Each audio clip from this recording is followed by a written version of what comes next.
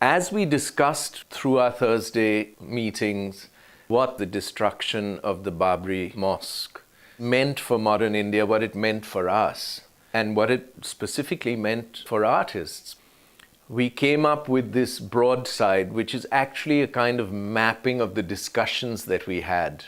I found this site on the riverbank. It was a great medieval assemblage. There were mosques, there were Sikh gurdwaras, there were temples.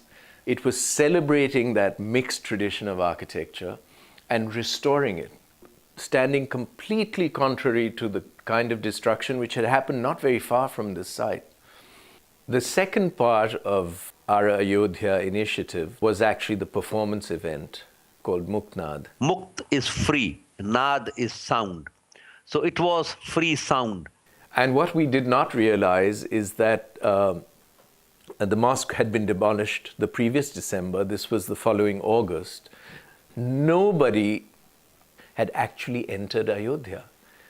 People who had been so scared of coming to the site of that city, and we hadn't realized this. We arrive en masse on trains, on buses from across India, with our music instruments, our drums, our street theater groups, and oddly, the so-called secular government, they tried to prevent us from holding this program.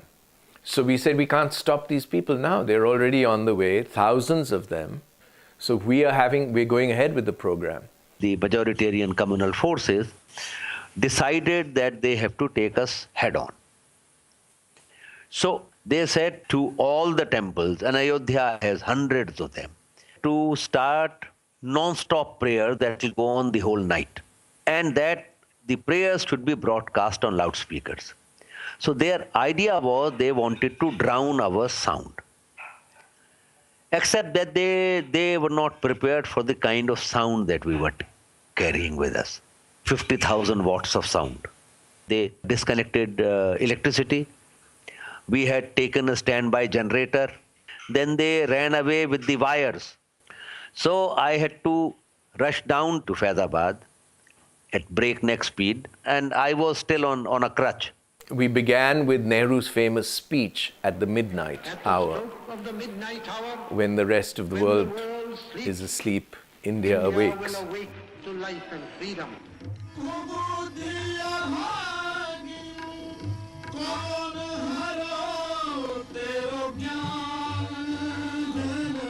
And there were music, performances, dance, the whole night long.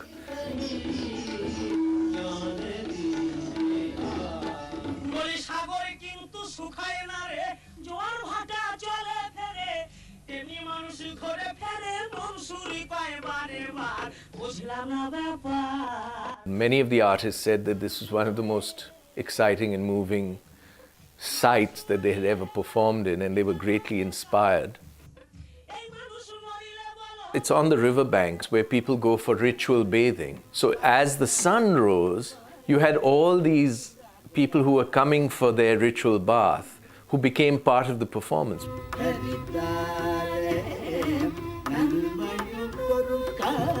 And then we met some of these priests of these temples who had given up their effort of fighting us, came back and sat down there and listened to the concert the whole night. And they said, thank you very much for having come here, because you provided us the kind of music and experience that we would never have had. This was not something which was anti-religious. We were talking sense, we were talking of brotherhood, we were talking of people living together, and they joined us.